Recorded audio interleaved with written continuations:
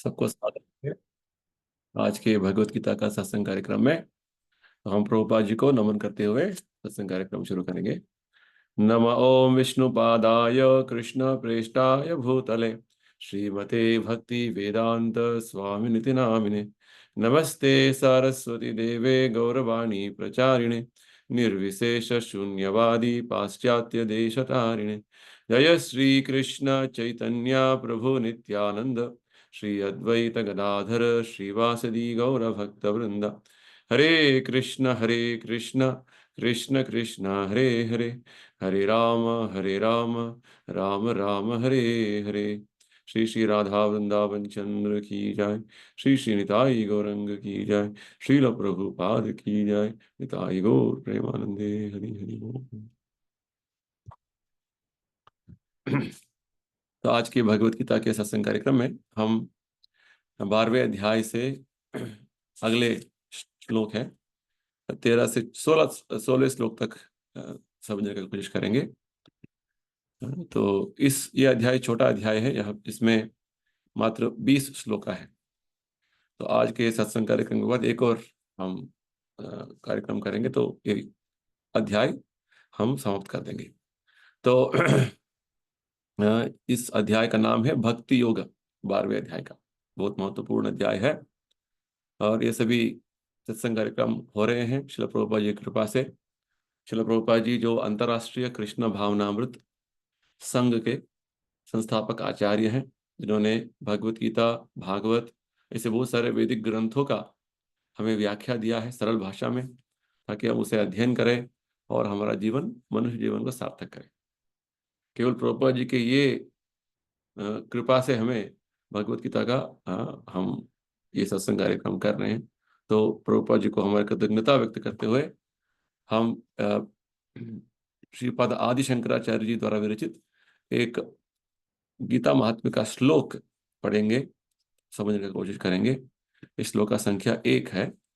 गीता शास्त्रम इदम पुण्यम य पठेत प्रयतः पुमान विष्णो पादम अवापनोति भय शोकादि वर्जितः। शंकराचार्य जी ने 7 ऐसे श्लोक लिखे हैं जो गीता का महिमा गुणगान करता है। तो ये पहला श्लोक है जहाँ पे शंकराचार्य जी बता रहे हैं, श्रीमद् भगवत गीता दिव्य साहित्य है। जो इसे ध्यान पूर्वक पढ़ता है और इसके उपदेशों का पालन करता है, वह भगवान विष्णु का आश्रय प्राप्त करता है, जो कि समस्त भय तथा चिंताओं से मुक्त है। देखिए कितना अच्छा बात बोल रहे हैं शंकराचार्य जी। केवल भगवत गीता का ध्यान पूर्वक पढ़ना, अध्ययन करना और उन्हें जीवन में उतारना, पालन करने की कोशिश करना, बस इससे क्या होगा? हाँ, हम भगवान के पाद पद्मों का आश्रय प्राप्त करते हैं। विष्णु पाद अवाप्नोति, और भगवान का पाद पद्म का आश्रय यानी कि शोक भय से विमुक्ति। भजो रे मन श्री नंद नंदन अभय चरणार विंदन।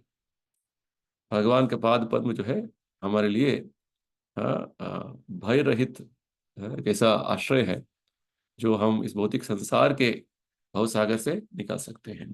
तो केवल भगवत गीता का प्रतिदिन प्रतिनित्य अध्ययन करने मात्र से और थोड़ा बहुत जो कुछ हम फॉलो कर सकेंगे उसे फॉलो करने से, ठीक है। चलिए आगे बढ़ेंगे। तो जैसे हमने बताया आज के 4 श्लोक हम अध्ययन करेंगे। पहले 2 श्लोक है, श्लोका 13 और 14 12वें अध्याय का। अद्वेष्टा सर्वभूतानां मैत्रः करुण एव च निर्ममो निरहंकारः सम दुःख सुख क्षमी संतुष्टः सततं योगी यतात्मा दृढ़ निश्चयः मयि अर्पित मनोबुद्धिर यो मद्भक्तः समे प्रियः। जो किसी से द्वेष नहीं करता, लेकिन सभी जीवों का दयालु मित्र है, जो अपने को स्वामी नहीं मानता और मिथ्या अहंकार से मुक्त है, जो सुख दुख में समभाव रहता है, सहिष्णु है, सदैव आत्मतुष्ट रहता है, आत्म संयमी है तथा जो निश्चय के साथ मुझ में मन तथा बुद्धि को स्थिर करके भक्ति में लगा रहता है, ऐसा भक्त मुझे अत्यंत प्रिय है। तो इस अध्याय के शुरुआत में हमें देखा अर्जुन के एक प्रश्न था भगवान से कि भगवान, भक्ति योग और ज्ञान योग में कौन से श्रेष्ठ मार्ग है। यानी कि साकार रूप के भगवान के साकार रूप का आराधना जो भक्ति योग में होता है, और निराकार ब्रह्मन का जो आराधना जो ज्ञान योग में होता है, इन दोनों विधानों में कौन से मार्ग श्रेष्ठ है। तो भगवान ने सीधे बताया कि भक्ति योग श्रेष्ठ है। मैया आसक्त मनः पार्थ योगम युञ्जन मदाश्रय। तो भगवान बताते हैं कि भक्ति योग ही श्रेष्ठ है। मैया आवेश्य मनो ये, मेरे ऊपर ध्यान करके नित्य मेरा उपासना करना ही श्रेष्ठ मार्ग है अर्जुन।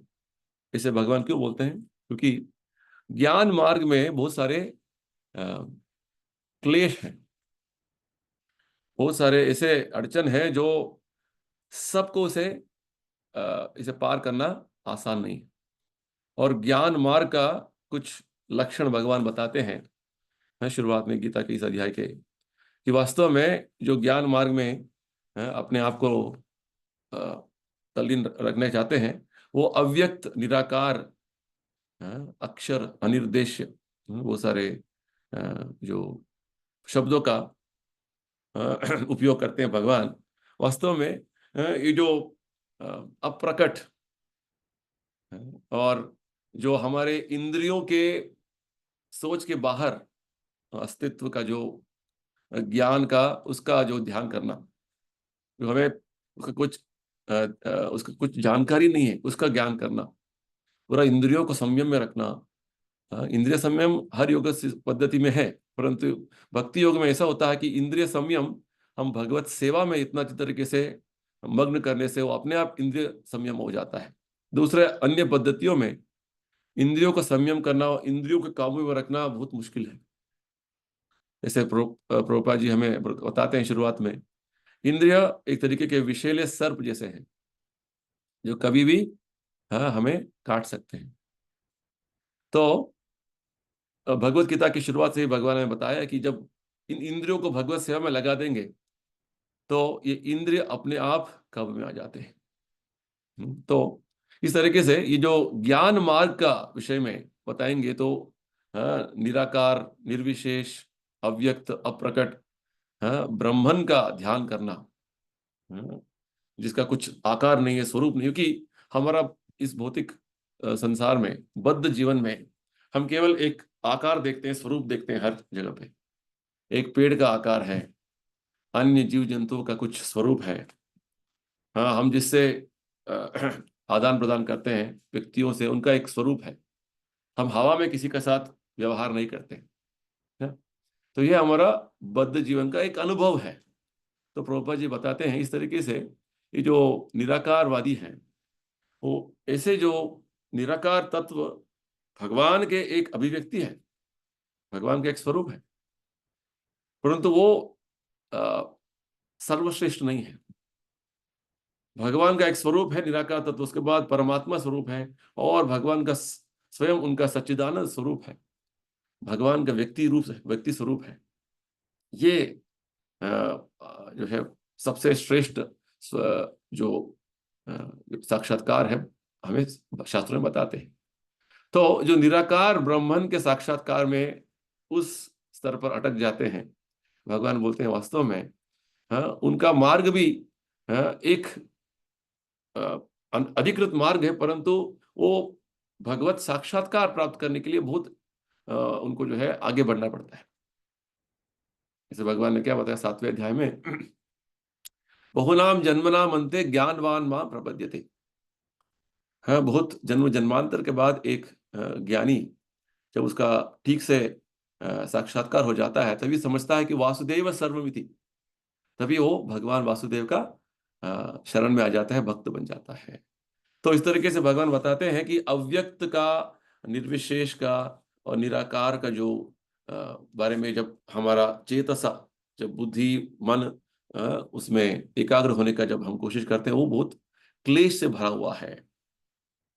क्लेशोदिकतरस्तेषाम्।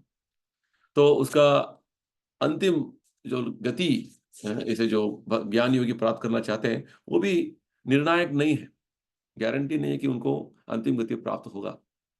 इसलिए भगवान बोलते हैं हमें भक्ति योग का आचरण करना है, कि भक्ति योग में स्वयं भगवान हमारा उद्धार का ध्यान रखते हैं। स्वयं भगवान बताते हैं कि तेषाम अहम समुद्धर्तम मृत्यु संसार सागरात, इस मृत्यु संसार सागर से भगवान स्वयं भक्त का उद्धार करते हैं, भक्त को उठा लेते हैं और उनको भगवत धाम लेके चलते हैं। इसलिए भगवान इस अध्याय में हमें भक्ति योग करने के लिए हमें प्रेरित कर रहे हैं, और विशेषकर शुद्ध भक्ति का जब आचरण करेंगे तो भगवान बोलते हैं ऐसे भक्त हमेशा भगवान के साथ ही है, भगवान और भक्त हमेशा साथ साथ है। जिससे ब्रह्मा जी बोलते हैं संतः सदैव हृदयेषु विलोकयन्ति, संत शुद्ध भक्त के हृदय में हमेशा भगवान श्याम सुंदर विराजमान हैं, और भगवान श्याम सुंदर के हृदय में भक्त हमेशा विराजमान है। तो ये शुद्ध भक्ति का एक बहुत घनिष्ठ संबंध है। और भगवान आगे बताते हैं कि आपको शुद्ध भक्ति करने में आप असमर्थ है, तो आप साधना भक्ति, भक्ति का जो विधि नियम का अनुसरण करते हुए आप शुद्ध भक्ति के स्तर पर आने का प्रयास करिए, और भगवत प्राप्ति होने का, भगवत भक्ति का प्राप्त करने का प्रयास करिए, भगवान बोलते हैं। और आप शुद्ध भक्ति करने का नहीं हो पा रहे, उसका साधना भक्ति करिए, अभ्यास योग करिए। अभ्यास भी नहीं हो रहा है किसी कारणवश, तो आप अपने नियत कर्तव्य जो कर रहे हैं, आप गृहस्थ है, आपके घर के जो कार्यों में आप लगे हुए हैं करिए। आप कोई व्यापार कर रहे हैं, आप कुछ दूसरे फैक्ट्री में काम कर रहे हैं, ऑफिस में काम कर रहे हैं, करिए, उसका फल भगवान को अर्पण करिए। भगवान बोलते हैं कि अभ्यास करने में असमर्थ है तो मुझे कर्म करिए, मेरे लिए कर्म करिए। जैसे घर में जो है आप कार्य करते हैं, तो खाना खाते हैं तो भगवान को भोग लगा के खाइए। हाँ, घर में थोड़ा बहुत भक्ति का वातावरण का जो अभ्यास करिए। मत कर्म, जो कर्म करते हैं भगवान के लिए कर, बिजनेस कर रहे हैं, बिजनेस का रिजल्ट परिणाम भगवान को अर्पण करना। यद करोषि यद अश्नासि यद जुहोषि, भगवान ने बताया 9वें अध्याय में। तो इस तरीके से मेरे लिए कर्म करिए, मत कर्म, आपको अभ्यास करने में असमर्थ हो। ठीक है, हमें भगवान के लिए कार्य करना भी थोड़ा बहुत कठिन लग रहा है, क्योंकि पारिवारिक और सामाजिक जो परिस्थिति ऐसा है कि मुझे ये ओपनली करने के लिए लोग बहुत जो है विघ्न डाल रहे हैं।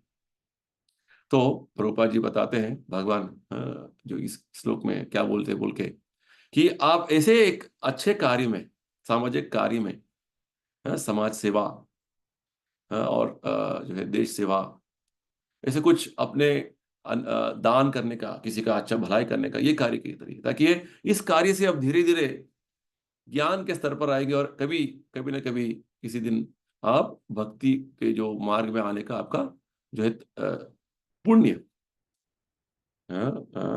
जो मिलता जाएगा आपको, सुकृति मिलेगा। जैसे भगवान ने क्या बताया 7वें अध्याय में, 4 तरीके के लोग सुकृति वाले, सुकृति यानी कि अच्छे पुण्य उन्होंने प्राप्त किया हुआ है अपने कर्म से। तो अपने निजी स्वार्थ के लिए केवल धन का उपयोग न करते हुए सबका हित के लिए करेंगे, तो नेक्स्ट वन मोर लेवल है, जो भगवान के लिए परिणाम, जो रिजल्ट, फल को अर्पण नहीं कर सकते हैं, तो ऐसे कर सकते हैं। तो इसलिए इस तरीके से भगवान समझाते हैं वास्तव में ये अलग अलग स्तरों का जो भगवान ने बताया हुआ है, ये भगवान की इच्छा यही है कि सब लोग भक्ति के स्तर पर आए धीरे धीरे। ये पूरा भगवान का इस भौतिक संसार का उद्देश्य है। ठीक है, तो धीरे धीरे भक्ति के मार्ग में आते रहे और इस भौतिक संसार से बाहर निकले। तो क्योंकि हमारा स्वरूप क्या है, हमारा स्वरूप है भगवान के शुद्ध भक्त बने रहना आध्यात्मिक आकाश में। ये हमारा स्वरूप, यानी कि वास्तव हमारा जो अस्तित्व, जैसे प्रभुपाद जी बोलते हैं, पानी का धर्म पानी का स्वरूप वास्तव में द्रव रूप में रहना, वाटर इज लिक्विड। तो पानी बर्फ हो जाता है, पानी पानी जो है वो एवापोरेट हो जाता है, वेपर हो जाता है, तो वो उसका वास्तव स्वरूप नहीं है। द्रव रूप का जो पानी का स्वरूप है वो वास्तव स्वरूप है। उस तरीके से हमारा वास्तव स्वरूप है आत्मा का भगवत सेवा करना। अभी वो सेवा अलग अलग तरीके से बिखर गया है, फिर से हमें इस स्तर पर आना है। तो भगवान स्टेप बाय स्टेप हमें बता रहे हैं किस तरीके से इस स्तर पर आ सकते हैं। तो अभी 13वें श्लोक से लेके इस अध्याय के अंत तक 20वें श्लोक तक 8 श्लोकों में भगवान शुद्ध भक्त के लक्षण बता रहे हैं। बहुत बढ़िया जो है लक्षण बताते हैं, बहुत सारे लक्षण बताते हैं। और भगवान बोलते हैं कि ऐसे जो लक्षण किस व्यक्ति में है, हाँ ये भक्त मुझे प्रिय है, अति प्रिय है। भगवान बोलते हैं, जैसे देखिए इस श्लोक में भगवान बोल रहे हैं, 13वां और 14वां श्लोक में फिर से हम पढ़ेंगे इसको उस इस बैकग्राउंड में। हम जो पहले जो लक्षण है, अद्वेष्टा, द्वेष भावना नहीं है। सभी जीव जंतु के प्रति द्वेष, कोई किसी जीव जंतु के प्रति द्वेष भावना नहीं है। सभी जीव जंतु के प्रति मित्रता, करुणा।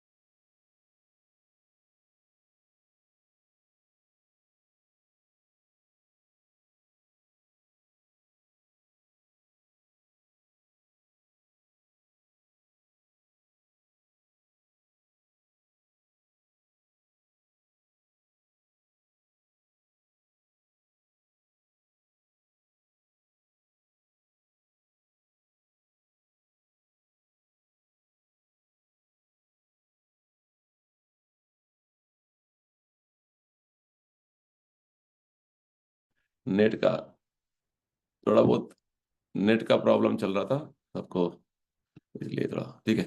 Anyway will continue. तो अ, इस श्लोक से शुरू होके इस अध्याय के अंत तक भगवान भक्त के लक्षण का वर्णन कर रहे हैं। भक्तों का लक्षण, ये इन लक्षणों को हमें देखना है कि हमारा भक्ति जीवन में हम उसको आगे बढ़ा रहे हैं। ये लक्षण हमारे व्यक्तित्व में आना है, आने हैं, हमारा सोच विचार में ये लक्षण आना है। भक्ति यानी कि सभी लक्षण होते होते हैं। जैसे चैतन्य चरितामृत में बताते हैं कि एक शुद्ध भक्त का 26 लक्षण होते हैं। तो ज्यादा से ज्यादा उन लक्षणों का वर्णन यहाँ पे हो रहा है।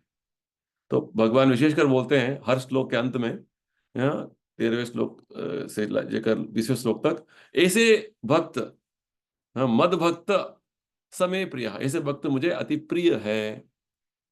तो पहले लक्षण है अद्वेष्ट सर्वभूताना। हाँ, यानी कि द्वेष भावना नहीं है।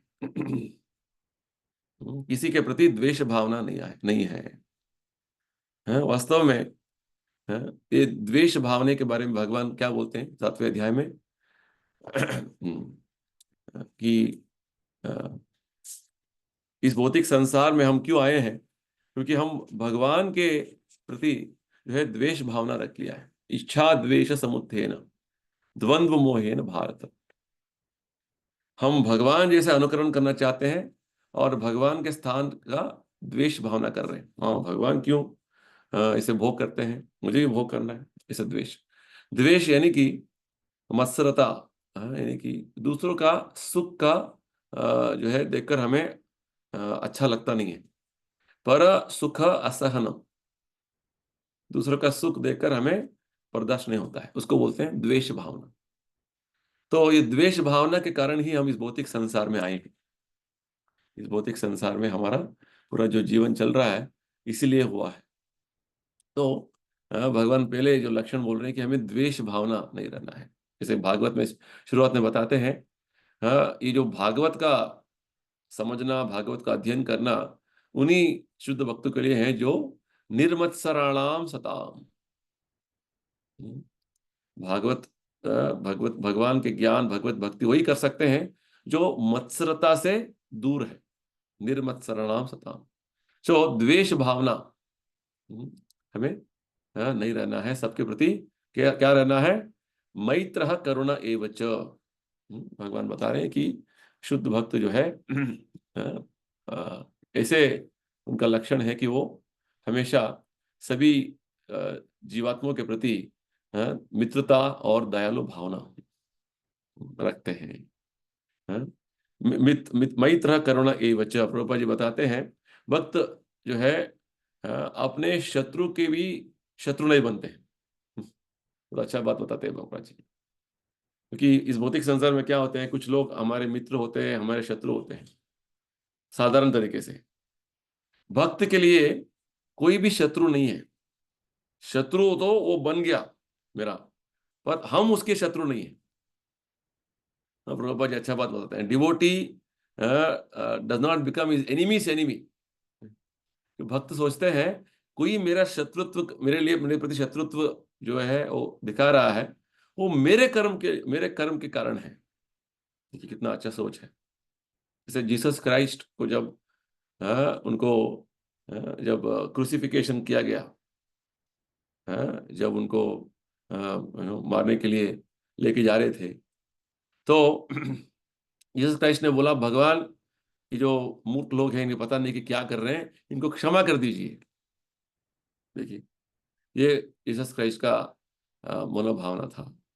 तो प्रभुपाद जी बताते हैं वास्तव में कोई व्यक्ति मेरे लिए मेरा मेरा शत्रु बन जाता है, मुझे ना चाहते हुए भी, मेरा ना चाहते हुए भी, ये मेरे कर्म का कारण है, मेरे पूर्व कर्म का कारण है।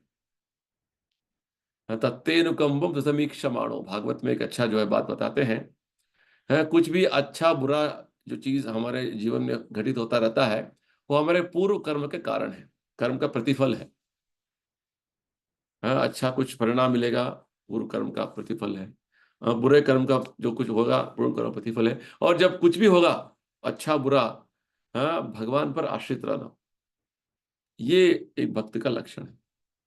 अच्छा काम, अच्छा जो है परिणाम मिला, भगवान को थैंक यू बोलना, और भगवान आपके वजह से, आपकी कृपा से हुआ है। कुछ बुरे जो है समय आ गया तो समझना है कि ये मेरे बुरे कर्म का परिणाम है, मुझे इसे भुगतना है, इससे मुझे सहनशीलता से इसको भुगतना है। और भगवान से ये प्रार्थना करना है, भगवान और बड़ी जो है एक विपदा आने वाला था, आपकी कृपा से मुझे ये जो ये जो प्रॉब्लम है, समस्या है, छोटा हो गया है। ठीक है, ये भक्त का सोच है। देखिए भक्त हमेशा अपने जीवन में इस तरीके का जो मनोभावना रखकर अपना भक्ति जीवन आगे बढ़ाता है। ऐसा नहीं कि अच्छा हो गया तो हाँ बहुत अच्छा लग गया, ये मेरे कारण हो रहा है, बुरा हुआ तो उसके कारण हुआ, इसके कारण हुआ, नहीं। किसी को हम जो है दोषी नहीं ठहराते हैं, दोषी हम स्वयं हैं। कोई व्यक्ति मेरे प्रति द्वेष भावना, मित्र शत्रुता का जो जो व्यवहार कर रहा है तो वो मेरे कारण है, मेरे पूर्व कर्म ऐसा है कि मुझे इसे जो है इसका अनुभव करना पड़ रहा है, इस दुख का अनुभव करना पड़ रहा है। तो इस तरीके से उसका जीवन चलता है।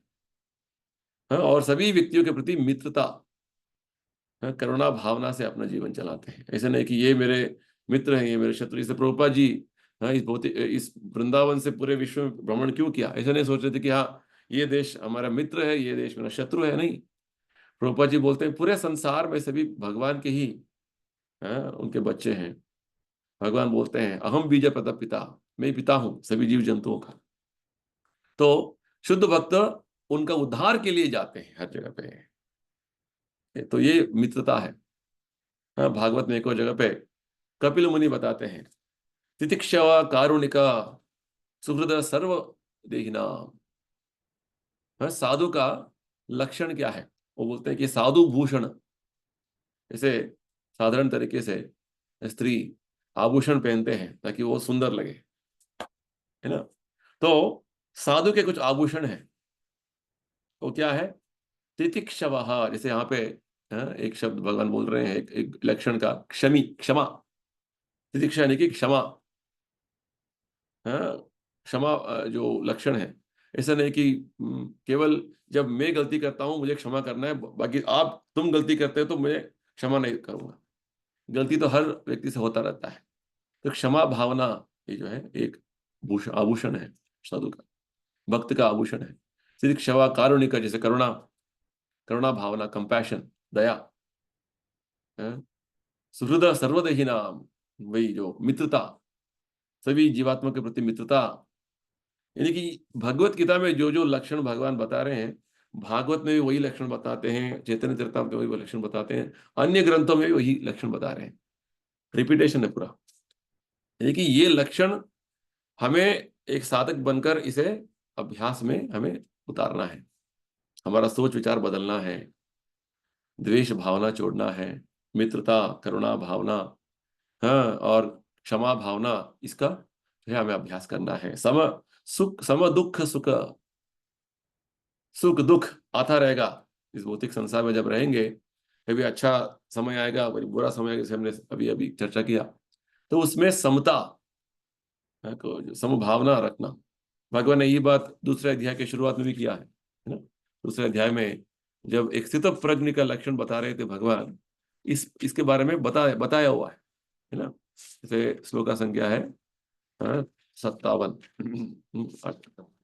56, 56, हाँ, 56 श्लोक में बताते हैं भगवान, दुखेश अनुद्विग्न मना सुखेशु विगत स्पृहा। हाँ, दुख जब आएगा उद्विग्नता नहीं होना है, विचलित नहीं होना। और जब सुख आएगा वो उछलना, विगत स्पृहा। तो इस तरीके से भगवान इन्हीं गुणों का बार बार अलग अलग तरीके से समझा रहे हैं। सुख दुख में समता, और निर्ममा निरहंकार, ये तो बार बार भगवान बता रहे हैं। इसके ये लक्षण हमें अभ्यास करना है। निर्ममा यानी कि ममा, ये मेरा नहीं है, ये जो संपत्ति है मेरा नहीं है, ये जमीन मेरा नहीं है। किसका है? भगवान का है। केवल मैं उस पर मेरा स्वामित्व जता रहा हूं, ये मेरा है, ये मेरा बैंक बैलेंस है। वास्तव में ये मेरा नहीं है, भगवान का है। भगवान ने दिया, भगवान का सेवा में लगाना है। ईशावास्यम इदम सर्वम। और निरहंकार, अहंकार, हमारा वास्तव अहंकार क्या है? अहंकार यानी कि पहचान कि मैं भगवान का नित्य दास हूं, ये वास्तव अहंकार है। हाँ, ये सत्य अहंकार है। और मिथ्या अहंकार यानी कि मिथ्या अहंकार यानी कि मैं शरीर हूं और सभी जीवात्मा शरीर है, इसको मिथ्या अहंकार बोलते हैं। तो इससे दूर रहना, निर्ममा निरहंकार। दूसरे अध्याय में इसके बारे में भगवान ने बताया था, है ना? जैसे भगवान बोलते हैं, विहाय कामान यः सर्वान् पुमां सरति निस्पृहः निर्ममो निरहंकार। दूसरे अध्याय में, तीसरे अध्याय में बार बार भगवान ये बात बता रहे हैं, निर्ममा निरहंकार। और संतुष्ट सततम योगी, किसी भी परिस्थिति में संतुष्टि रहना, सेटिस्फाइड। मैं शरीर नहीं हूं, मैं आत्मा हूं। हाँ, ये सब चीजें मेरे नहीं है, भगवान की सेवा के लिए है। तो किसी चीज का कोई मांग नहीं है, किसी चीज का कोई अपेक्षा नहीं है। हाँ, कोई चिंता नहीं है, चिंता रहित। संतुष्टि यानी कि किसी परिस्थिति में आनंद में हो, संतुष्टि। भगवान चौथे अध्याय में संतुष्टि के बारे में बता रहे थे ना, हमने सुना है। भगवान बताते हैं यदृच्छ लाभ संतुष्टो द्वंद्वातीत विमत्सरः। जिस तरीके से जो भगवान देते हैं उससे मैं संतुष्ट हूँ। हाँ, जैसे भगवान मुझे प्रदान करते हैं कुछ फल, बस मुझे संतुष्टि है, यदृच्छा लाभ संतुष्ट। और इस द्वंद्व से मैं अतीत हूँ, विमत्सर आने की, देखिए मत्सरता से दूर। तो इस तरीके से हाँ, भगवान बोल रहे हैं कि ये जो भक्त है, ये यथात्मा दृढ़ निश्चय, ये सभी लक्षण तभी एक भक्त में व्यक्त होगा जब वो दृढ़ता से भक्ति के मार्ग में भक्ति के जो विधि विधानों का आचरण करेगा। प्रभुपाद जी बताते हैं, हाँ, जैसे सदगुरु प्रभुपाद जी हमें समझा रहे हैं, जब इन विधि विधानों का, नियमों का आचरण करेंगे, हर दिन नियमित तरीके से हरे कृष्णा मंत्र का जाप करना, हाँ, निर्धारित तरीके का, प्रभुपाद जी बोलते हैं कि कम से कम 16 माला जप करने का हमारा प्रयत्न होना है। तो ये नियम है। हाँ, हमें अच्छा लगे अच्छा नहीं लगे दूसरी बात है, ये नियम है। इसको बोलते हैं साधना भक्ति, वैधि भक्ति। वैधि यानी कि विधि नियम के अनुसार हमारा भक्ति आचरण करना। तो धीरे धीरे हमें शुरुआत में अच्छा नहीं लगेगा, जब करते जाएंगे तो भगवान कृपा से हमें, भगवान अंदर से भक्ति का रस का आनंद देंगे। बस हमें लगे रहना कि हम भक्ति क्यों करेंगे, भक्ति रसा का अनुभव भगवान देंगे। हाँ, क्योंकि बिना भक्ति रसा के हम भौतिक रस में, माया रस में उलझे हुए हैं। जैसे प्रहलाद महाराज बोलते हैं माया सुखाय। माया सुख यानी कि बार बार जन्म लेना, बार बार मृत्यु प्राप्त करना, बस जन्म मृत्यु के चक्कर में बंधे रहना, ये हमारा जीवन नहीं है।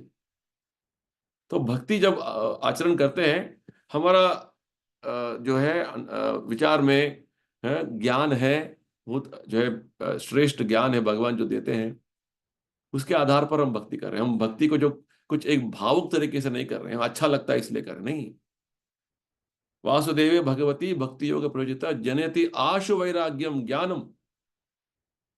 जो जो हम कार्य कर रहे हैं भक्ति में, वो ज्ञान से पूरा उसका ज्ञान का जो है पूरा बैकग्राउंड है।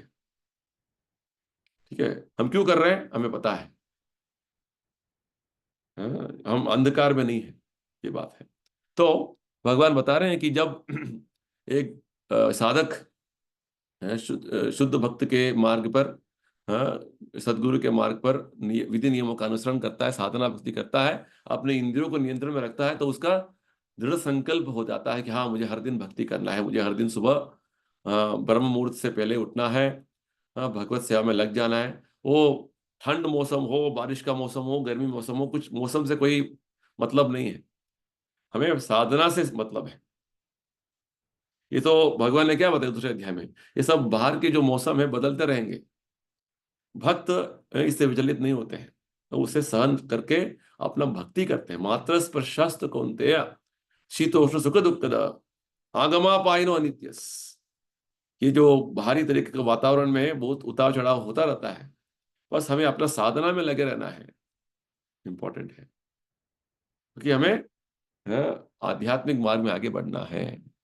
ऐसे नहीं करेंगे तो क्या होगा, हाँ, कुछ दूसरा आदमी आके कुछ बोलेगा, हाँ देखो ये अच्छा लग रहा है, ये जो ये बात हमने सुना इस शास्त्र में, उसमें उसमें, तो हम वो जो है उस बातों के प्रभाव में आ जाते हैं और भक्ति मार्ग से विचलित हो जाते हैं।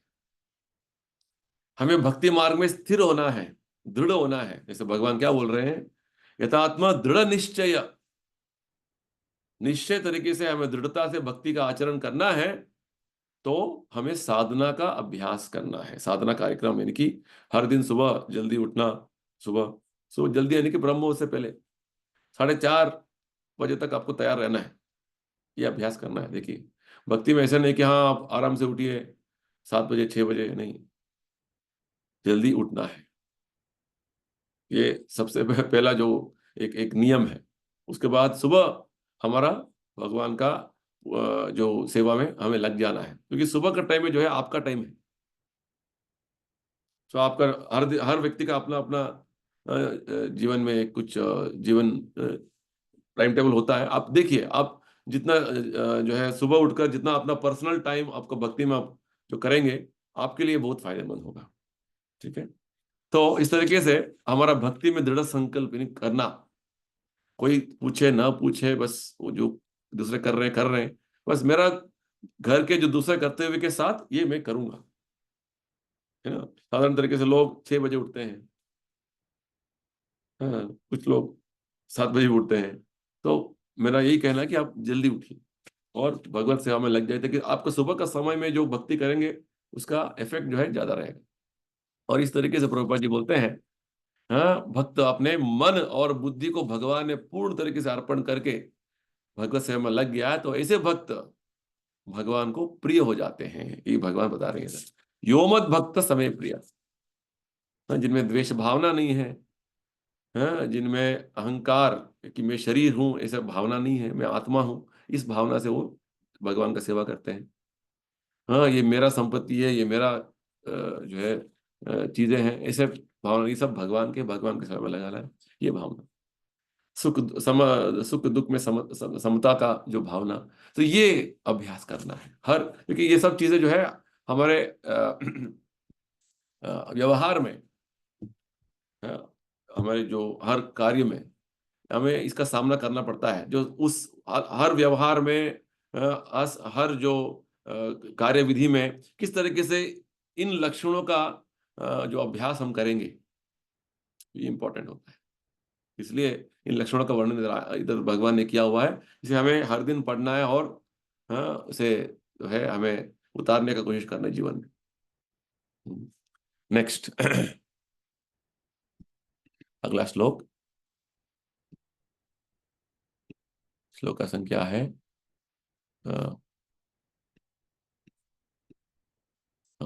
15। यस्मान् नो द्विजते लोको लोकान नो द्विजते च यः हर्षामर्ष भयोद्वेग मुक्तो यस सच में प्रियः। जिससे किसी को कष्ट नहीं पहुंचता तथा जो अन्य किसी के द्वारा विचलित नहीं किया जाता, जो सुख दुख में, भय तथा चिंता में समभाव रहता है, वह मुझे अत्यंत प्रिय है। तो यहाँ पे और बढ़िया जो लक्षण, भक्त के लक्षण भगवान समझा रहे हैं। हाँ, पहले जो भगवान बोल रहे हैं, यस्मान नो द्विजते लोको, तो भक्त जो किसी को दुख नहीं पहुंचाता है, जैसे प्रभुपाद जी बताते हैं, किसी को विपदा में नहीं डालता है, किसी को चिंता में नहीं डालता है, किसी को भय में नहीं डालता है, किसी को असंतुष्टि नहीं देते हैं, किसी को कष्ट नहीं देते, किसी को दुख पहुंचाते नहीं, कष्ट नहीं पहुंचाते। इस्मान उनके जो भक्तों के तरफ से किसी को कष्ट नहीं होता है। हमेशा भक्त ये ध्यान रखते हैं। जैसे अर्जुन, हाँ, गीता के शुरुआत में हमने देखा है, वो सोचता है कि मेरे वजह से दूसरे को बहुत कष्ट होगा, भगवान स्वजन को, वो सब उनका हत्या हो जाएगा, बहुत कष्ट हो जाएगा सबको, मुझे युद्ध नहीं करना है। एक भक्त का लक्षण है, हाँ? तो इस तरीके से भगवान बोल रहे हैं कि भक्त जो है हमेशा देखते हैं कि सबके प्रति किस तरीके से करुणा भावना से और समभावना से, मित्र मित्र भावना से, और बेसिकली भगवान क्या बोलना चाहते हैं कि भक्त एक बहुत संवेदनशील व्यक्ति है, सेंसिटिव आदमी है। हर परिस्थिति का, हर वातावरण का पूरा वो समझकर अपना कार्य करते हैं, सोचते हैं, विचार करते हैं, हाँ? और जैसे ही भगवत भक्त दूसरों को दुख देना नहीं चाहते हैं, कष्ट नहीं देना चाहते हैं, और जब दूसरे व्यक्ति उनको कष्ट देते हैं उससे विचलित नहीं होते हैं। ठीक है, कितना अच्छा लक्षण है। एक तो वो दूसरों को दुख नहीं देना चाहते हैं, कष्ट नहीं देना चाहते हैं, और जब दूसरे उनको दुख देते हैं उससे विचलित नहीं होते हैं।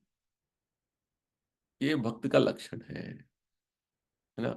तो ये उदाहरण के हम समझेंगे तो ठीक से हम समझ सकते हैं। जैसे हरिदास ठाकुर का उदाहरण है, हम समझ सकते हैं। जब हरिदास ठाकुर को जो है एक एक गुफा में वो जप कर रहे थे, क्योंकि हरिदास ठाकुर का एक नियम था कि हर दिन वो 3 लाख भगवान के पुण्य नाम का जप करेंगे। जैसे हम 108 मोती पे माला पे एक माला पे 108 मोती होते हैं, उसके जप करते हैं, तो एक माला का हो जाता है 1758, 1728 नाम। यानी कि हरे कृष्णा कृष्ण कृष्ण हरे हरे, हरे राम राम राम हरे हरे, 16 नाम है भगवान के।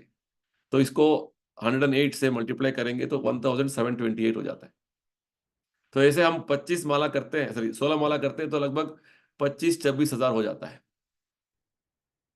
ठीक है, तो इस तरीके से हम मल्टीप्लाई करेंगे तो हरिदास ठाकुर लगभग 192 राउंड्स करते थे,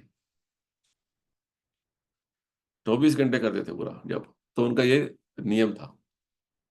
तो हरिदास ठाकुर एक गुफे में जब जप कर रहे थे, साधना कर रहे थे, तो उस गुफा में जो है एक सर्प था।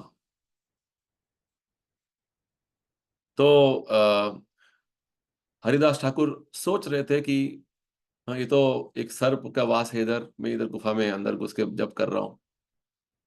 तो वो सोच रहे थे कि अगला दिन मैं यहाँ से निकल जाऊंगा। बस सोच ही रहे थे, वो अपने आप कुछ समय के बाद कुछ घंटों के बाद वो सर्प अपने आप उस गुफे से बाहर निकल गया। देखिए, एक यानी कि हर जीवात्मा के मन में भगवान परमात्मा के रूप में विराजमान है। तो परमात्मा उस सर्प को आदेश दे दिया, भक्त को कुछ कष्ट नहीं देना। और भक्त भी क्या सोच रहे थे कि मुझे उनको कष्ट नहीं देना, एक जीवात्मा को कष्ट नहीं देना है।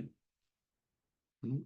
ऐसे बहुत सारे लीलाएं हम शुद्ध भक्त के जीवन में देखते हैं कि शुद्ध भक्त हमेशा हर जीवात्मा के प्रति, विशेषकर मनुष्य के प्रति, किसी को कष्ट देने का उनका कोई जो है बात ही नहीं बनता है। हमेशा सबको सुखी देने का जो है उनका, सबको आनंद देने का उनका प्रयास रहता है। और दूसरे व्यक्ति को कष्ट देते हैं, उससे विचलित नहीं होते हैं। जैसे हरिदास ठाकुर का उदाहरण है। जब हरिदास ठाकुर वास्तव में मुसलमान थे, जन्म से, तो बाद में चैतन्य महाप्रभु कृपा से हैं, भगवान के नाम जपने लगे, और चैतन्य महाप्रभु ने उनको नामाचार्य का एक उपाधि दिया। तो वहां पे जो उनके गांव में, हरिदास ठाकुर के गांव में, वहां पे जो जमींदार है, उसे बहुत मत्सरता हो गया कि हमारे धर्म के एक आदमी हिंदू बन गया, सनातन धर्मी बन गया। तो उसने क्या किया, उसने बोला कि इसका धर्म भ्रष्ट करना है। तो उसने सोचा कि एक वेश्या को भेजूंगा मैं, ताकि ये अपने मार्ग से पतन हो जाएगा, धर्म भ्रष्ट हो जाएगा, तो मैं इसे पकड़ूंगा और हाँ, इसको फिर से मैं मुसलमान धर्म का आचरण करने में मजबूर करूंगा। तो एक वेश्या को भेजा रातों रात। एक दिन वहां पे इस कुटिया में जो हरिदास ठाकुर जप कर रहे थे, तो वो वेश्या आके बोलने लगी, हाँ, हरिदास ठाकुर अब इतना सुंदर है, युवक है, हाँ, इतना अच्छा मौसम है, रात का कोई नहीं है, मैं आपसे मिलन करना चाहती हूँ। हरिदास ठाकुर ने कुछ गुस्से नहीं हुए, तो उनको पता चल गया कि ये उस जमींदार का चाल है। तो हरिदास ठाकुर ने बोले कि ठीक है, तुम्हारा जो प्रस्ताव अच्छा अच्छा लग रहा है हमको, हम आपका जो है जो जो इच्छा है पूरा करेंगे। बस थोड़ा प्रतीक्षा करिए, थोड़ा इंतजार करिए, अभी मेरा जो व्रत है जब करने का वो संपूर्ण नहीं हुआ है, थोड़ा बहुत बच गया, आप ही बैठिए सुनिए। ऐसे बोल के हरिदास ठाकुर जब करने लगे। तो जब करते करते समय हो गया, तो सुबह सुबह ब्रह्म मुहूर्त हो गया, सूर्योदय होने का समय हो गया। तो ये वेश्या भी बस प्रतीक्षा कर रही थी, समय हो गया, अभी क्या हो गया, रात गुजर गुजर गया। हरिदास ठाकुर बोलने लगे, तो मुझे क्षमा करना, मेरा व्रत जो है वो संपूर्ण नहीं हुआ था, इसलिए मुझे करना पड़ा। तो आप आज शाम को आ जाइए, तो अवश्य आपका जो इच्छा मैं पूरा करूँ। तो नेक्स्ट डे, तो ये कि उसी उस दिन का शाम को फिर से आती है, सेकंड डे, फिर से वही बात। ठीक है, हरिदास ठाकुर जब कर रहे हैं, वो वेश्या बैठ के सुन रही है, समय नहीं है। तो तीसरा दिन भी ऐसे ही, जब हरिदास ठाकुर ने बुलाया तो वो वेश्या आ गई, बैठी है।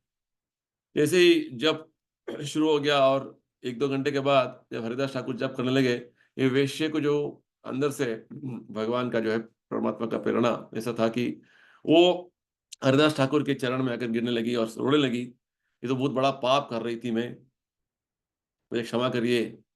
हाँ, ये तो एक जमींदार ने मुझे यहाँ पे आपके साथ धोखा देने के लिए भेजा हुआ था, आप तो इतने बड़ा महात्मा हैं, हाँ मुझे क्षमा करिए। हरिदास ठाकुर बताते हैं, हाँ मुझे पहले से पता था, बस केवल मैं तुम्हारे उद्धार के लिए रुका था। अभी तुम अपने सभी धन का दान कर दो और यहाँ पे आकर हम जप करो।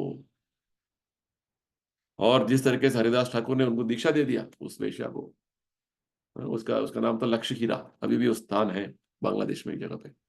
तो इस तरीके से लक्ष्य हीरा ने हरिदास ठाकुर जैसे ही पूरा 3 लाख नाम जप करने लगी, बहुत बड़े भक्त बन गई। तो ये शुद्ध भक्त का एक एक कृपा है, यानी कि शुद्ध भक्त दूसरे लोग जो कष्ट देते हैं वो कष्ट नहीं मानते हैं, वो भगवान की कृपा मानते हैं और उसी जो है परिस्थिति को भगवत सेवा में बदल देते हैं। ये बात है, कष्ट कष्ट वो कष्ट देखते, उसको कष्ट नहीं देखते हैं। तो ये भक्त का लक्षण है, यानी कि भक्त अपने तरफ से किसी को कष्ट नहीं देते हैं, दुविधा नहीं देते हैं, उनको जो है चिंता नहीं देते हैं। और दूसरे का दूसरे आदमी उनको कष्ट देंगे, चिंता देंगे, तो वो चिंता लेते नहीं है, वो उससे विचलित नहीं होते। ये बात है, क्योंकि भक्ति में इतना मग्न है कि उनको इसमें कोई जो है समय नहीं है चिंतित होने का। रूपा जी बोलते हैं, भक्त भगवत भक्ति में, भगवत ध्यान में इतना मग्न है, कि ये सभी भौतिक परिस्थितियां जो है, उनको विचलित नहीं कर सकता है। और दूसरा बात यहाँ पे बता रहे हैं भगवान, हर्षामर्ष भयोद्वेगैर। हाँ, हमारे आचार्य भक्तिविनोद ठाकुर बोलते हैं, ये जो भौतिकवादी हैं, साधारण तरीके के लोग हैं, पर दुख सुखी, दूसरों के दुख में उनको बहुत सुख मिलता है। हाँ, उनको ऐसे हो गया, अच्छा हुआ। और दूसरों के सुख देकर बड़ा सुख दुखी, दूसरों का सुख सहन नहीं होता उनको, है ना। तो उसको बहुत जो है दुख लगता है, बड़ा सुख का दुखी। वैष्णव भक्त का लक्षण क्या है? पर दुख दुखी, दूसरों का दुख, वैष्णव को बहुत दुख होता है। जैसे प्रहलाद महाराज क्या बोलते हैं, भगवान अपने लिए मुझे कोई चिंता नहीं है, मुझे चिंता है तो ऐसे लोगों का जो माया सुख में पूरा मग्न हो गए हैं। हाँ, तद्वीर गायन महामृतमग्न चित्तः नैवोद विजय। भगवान मुझे कुछ उद्विग्नता नहीं है, यही बात, यही शब्द यूज करते हैं जो भगवान ने बताया, नोद्विजय यस्मान् नोद्विजते लोको। प्रहलाद महाराज बोलते हैं, नैवोद्विजय पर दुरत्य वैतरण्या। हाँ, मुझे कुछ उद्विग्नता नहीं है, मुझे कुछ चिंता नहीं है भगवान, क्योंकि मैं आपके गुणगान में, महिमा में इतना मेरा मन मग्न हो गया है। बस मुझे यही सोच है, चिंता है, ये लोग जो आपके सेवा से विमुख हो गए हैं, इनका प्रति चिंता है। तो ये देखिए कैसा लक्षण है। हाँ, तो हाँ, इस भावना से हमें बाहर निकले कि ये द्वेष भावना हमें दूसरों का सुख देकर जो है हमें बहुत ईर्ष्या में आ जाते हैं, मत्सरता में आ जाते हैं। तो हाँ, एक और बात प्रभुपाद जी बताते हैं, हाँ, जब भौतिक संसार में हम देखते हैं साधारण तरीके से, एक व्यक्ति का कोई जो है शत्रु है, हाँ, उसका मेरे ऊपर आक्रमण होने वाला है, तो बहुत भय हो जाता है उसको। भक्तों को ऐसे कुछ भय नहीं है, कोई भी आ सकता है ना, तो भगवान मेरा रक्षा करेगा। राखे कृष्णा मारे खे, मारे कृष्णा राखे खे। जो भगवान किसी को रक्षा देना चाहते हैं, तो कोई भी उसको कुछ बिगाड़ नहीं सकता है। और भगवान किसी को मारना चाहते हैं, कोई भी शक्ति इस संसार का उसको बचा नहीं सकता है। तो भक्त को ये विश्वास है, हाँ, विश्वास पालना, हाँ, तो ये विश्वास है भगवान भक्त को कि भगवान मेरा रक्षा करेंगे। तो इस तरीके से भक्त जो है, भय से मुक्त है, और उद्वेग से मुक्त है, चिंता से मुक्त है। है ना, वो मुझे वो कार्य नहीं हो पा रहा है, क्या करें, भगवान पर छोड़ दिया, हमारे जो कर्तव्य करना है बस।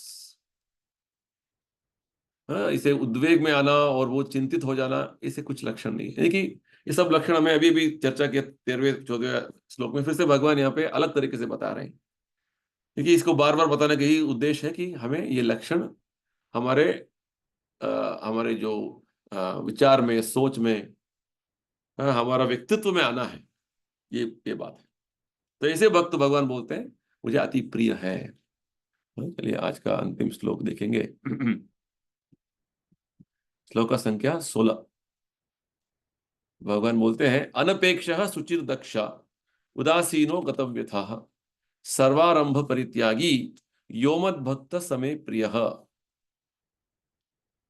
मेरा ऐसा भक्त जो सामान्य कार्यकलापों पर आश्रित नहीं है, जो शुद्ध है, दक्ष है, चिंता रहित है, समस्त कष्टों से रहित है और किसी फल के लिए प्रयत्नशील नहीं रहता, मुझे अतिशय प्रिय है। यो मे भक्त समय प्रिय। देखिए हर श्लोक में भगवान ये बता रहे हैं कि ऐसे भक्त मुझे प्रिय है, अतिशय प्रिय है, वेरी डियर। बहुत अच्छा जो है बात बता रहे हैं। तो यहाँ पे हमें भगवान बहुत सारे विषय बता रहे हैं, बातें बता रहे हैं, ध्यान से देखना है। तो पहले जो भगवान बोल रहे हैं लक्षण, अनपेक्ष, अपेक्षा अनपेक्ष, यानी कि साधारण तरीके से हम बहुत सारे चीजों पर अवलंबित रहते हैं, निर्भर रहते हैं इस भौतिक संसार में। हाँ, कोई ऑफिस में जा रहे हैं तो ऑफिस में काम करना, तो हम उस पर निर्भर हैं, मुझे सैलरी मिलेगा, तनख्वाह मिलेगा, उस पर काम चलना है ना। तो भक्त के बारे में बताएंगे तो वो अपना कर्तव्य करते हैं और भगवान किस तरीके से उनको रखना चाहते हैं वो संतुष्ट है उसमें। उसको बोलते हैं अनपेक्षा। ऐसे कुछ ऐसे विशेष तरीके की अपेक्षा नहीं है, मुझे ऐसे करना, ऐसे होना, ऐसे होना, ऐसे होना, नहीं। हाँ, जैसे प्रभुपाद जी बोलते हैं, हाँ, भक्त को ऐसा नहीं कि पैसे के पीछे भागते हैं, और स्वयं भगवान एक व्यवस्थित तरीके से पैसे जो है उनको प्रदान करते हैं, तो वो आनंद से लेते हैं और भगवत सेवा में लगाते हैं। ये बात है, यानी कि वो साधारण तरीके के जो विषयों में वो विचलित नहीं होते हैं, इसको बोलते हैं अनपेक्ष। ओके। और नेक्स्ट जो लक्षण है शुद्ध भक्त का, शुचि। शुचि यानी कि शुचित्व। भक्त दिन में कम से कम 2 बार नहाते हैं, सुबह और शाम को, और गर्मी में तो 3 बार भी नहाते हैं, दोपहर में भी।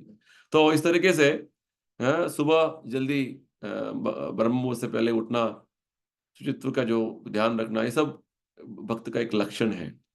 तो यानी कि सुबह उठकर अंदर में शुचित्व, यानी कि भगवान का नाम, भगवत भक्ति में आचरण, भगवत भक्ति का आचरण करना, ये सब अंदर में शुचित्व शुचित्व जो है वो रखता है। और बाहरी तरीके से वो बहुत शुचि रहता है, यानी कि शुद्ध रहता है। नहाने के बाद जो है धुले धुले हुए कपड़े पहनते हैं, ये सब इंपॉर्टेंट है। ऐसा नहीं कि कभी भी हम जाके अपने बिस्तर पे बैठ जाएं, लेट जाएं, नहीं। एक बार सुबह उठ के उसके बाद रात को ही वाकई बिस्तर पे बैठना है, सोना है, वेरी इंपॉर्टेंट। कभी कभी हम सूची, ये तो 2 शब्द यूज करते हैं प्रभुपाद जी, शुचि मुचि। शुचि यानी कि शुद्ध, भगवत सेवा करना है, भगवान को भोग लगाना है, भगवान को जो है खाना बनाना है, भगवत सेवा होना है, जप करना है, ये सब हम जहाँ पे हम सोते हैं ऐसा नहीं करना, उस जगह पे नहीं करना है, बेड पे नहीं करना है। एक बार उठ गए बस, उठ गए। वो जब ऐसे चीज को स्पर्श करते हैं तो उसको वो मुची हो जाता है। जैसे टॉयलेट जाने के बाद नहाना है, विशेषकर मल विसर्जन करने के बाद, ये सब ऐसा विधि, ऐसे विधि भागवत में है, नहीं तो हम मुची हो जाते हैं। शुचि मुची, ठीक है। तो खाने के बाद हाथ अच्छे से धोना है, तो मुची हो जाता है, अशुद्ध हो जाता, मुची यानी कि अशुद्ध। तो शुचि मुची का बहुत ध्यान रखना है। और दक्ष, हाँ, दक्ष यानी कि एक्सपर्ट। भक्त इतने दक्ष हैं, उन्हें पता है कि जीवन का उद्देश्य क्या है, जीवन का सार सर्वस्व क्या है, मुझे क्या करना है जीवन में, उनको उन्हें पता है। जो जो कार्य कर रहे हैं उसका उद्देश्य क्या है, इंद्रिय तृप्ति नहीं, इंद्रिय भोग नहीं है, शास्त्रों में जैसे हंस का उदाहरण देते हैं। हंस पानी और दूध मिले हुए जो द्रव होता है उसमें से वो दूध निकाल सकते हैं। यानी कि इस भौतिक संसार का जो मुझे क्या करना है यहाँ पे, भौतिक संसार के झंझट में फंसे रहना है नहीं, मुझे अपने कार्यों में लगे रहना है और भगवत भक्ति करना है। जैसे भगवान ने 5वें अध्याय में बताया, पद्म पत्र विवाम्भस ब्रह्मण्याधाय कर्माणि संगम त्यक्त्वा करोति यः। हाँ, भक्त भगवत सेवा में ऐसे लगे रहते हैं, उनको पता है कि भौतिक संसार में इतने सारे जो चीजें हैं, दोष से भरा हुआ जगत है, ये दोष ही दोष है, तो वो सारे जो गलतियां हैं, फिर भी अपना भगवत सेवा में वो लगे रहते हैं। जैसे भगवान क्या बोलते हैं, उदाहरण, पद्म पत्र, जो कमल के फूल के जो पत्ते होते हैं, नीचे बहुत कीचड़ होता है, ऊपर में साफ सुथरा रहता है। तो एक बूंद पानी भी उस ऊपर के ऊपरी भाग में रहेगा तो वो निकल जाएगा। तो भक्त का जीवन अंदर में साफ सुथरा है, नीचे कीचड़ में है, नो प्रॉब्लम। अंदर का जो हमारा मनोभावना इंपॉर्टेंट है। बाहर में बहुत सारे लोगों से मिलना है, अपना जो है कर्तव्य करना है, कार्य करना है, उसमें फंसना नहीं है हमको, ये बात है। तो ये इसको बोलते हैं दक्ष, एक्सपर्ट। और उदासीन, उदासीन यानी कि अभी आज इलेक्शन हुआ महाराष्ट्र में और एक और राज्य में। ऐसा नहीं कि हाँ इस पार्टी को आ जाना है, उस पार्टी को आ जाना, ऐसे कुछ उनको एक पार्टी के प्रति कुछ लगाव नहीं है। कोई भी आए, भगवान भगवान भगवान है, भगवान का कुछ प्लान है, भगवान का कुछ योजना है, आएंगे। 11वें अध्याय में भगवान ने क्या बताया, सभी चीजें भगवान के प्लान से चल रहे हैं, बस भगवान का प्लान जो भी हो मुझे मंजूर है, मुझे स्वीकार है, नहीं उनको ही आना है। ऐसे क्यों? जो होगा होगा उसको। जैसे प्रभुपाद जी, आज प्रभुपाद जी का दीक्षा दिवस है। प्रभुपाद जी ने 1933 में, इसी दिन नवंबर में, अपने गुरु महाराज से दीक्षा लिया था, हरिनाम दीक्षा, प्रयागराज में। प्रभुपाद जी याद करते हैं 1922 में पहले बार उनका जब मुलाकात हुआ, पहले मुलाकात में उनके गुरु महाराज ने प्रभुपाद जी को बताया, आप सब नौजवान लोग हैं। प्रभुपाद जी का उस समय उनका आयु था 25 साल, 25-26 साल था। आप सब नौजवान लोग हैं, आप चैतन्य महाप्रभु का, सनातन धर्म का जो ज्ञान है हर जगह प्रचार करिए। तो प्रभुपाद जी ने बोला, गुरु महाराज, गुरु महाराज, ये तो हम तो ब्रिटिश साम्राज्य के अधीन में हैं, हम कैसे प्रचार करें? तो उनके गुरु महाराज बताने लगे, ये सब निर्भर रहना किसी देश के ऊपर, किसी जो है अन्य शासन के ऊपर, ये सब केवल बाह्य भारी तरीके का, एक सांदर्भिक तरीके का जो एक वातावरण है। वास्तव में आत्मा हमेशा मुक्त है। आध्यात्मिक ज्ञान प्रचार करने में ये सब कुछ बाधाएं नहीं है, ये बताने लगे। तो वास्तव में मेरा बोलने का यही अर्थ है कि हाँ मुझे वो चाहिए, मुझे वो नहीं चाहिए, ये पार्टी आना है, वो पार्टी नहीं आना है, ये सब जो मेरे लाइक्स डिसलाइक्स, मैं चाहता हूं नहीं चाहता हूं, ये सब नहीं है। इसको बोलते हैं उदासीन। हाँ, हाँ, हमने इस उदासीन का जो शब्द को, हमने 4वें अध्याय में भी देखा था। भगवान बोलते हैं उदासीन वदासीनम असक्तम तेषु कर्मसु। ठीक है, तो उदासीन गतव्यतः, यानी कि बहुत सारे जो इस भौतिक संसार में जब हम कुछ उपाधियां ले लेते हैं, जैसे उस उपाधि में जब किसी का हमारा सम्मान नहीं होता है तो हमें दुख हो जाता है। तो गतव्यतः यानी कि हम उपाधि मुक्त हैं, सर्वोपाधि विनिर्मुक्तम। तो वो नहीं है तो उसका पहचान ही नहीं, तो दुख सुख का क्या बात हुआ, क्या मतलब हो ना? तो क्योंकि शरीर भी एक तरीके का उपाधि है। कभी शरीर का लोग प्रशंसा करते हैं, कैसे उसका जो है उसका बदनाम करते हैं, नो नो प्रॉब्लम, है ना? तो समझते हैं कि ये सब मानसिक तरीके का जो वेदना है, ये कोई मतलब नहीं है इसका। उससे वो ऊपर उठ गए। सदव्यतः सर्वारंभ परित्यागी। अच्छा बात बताते हैं, एक और बात भगवान बताते हैं, कि सर्वारंभ परित्यागी।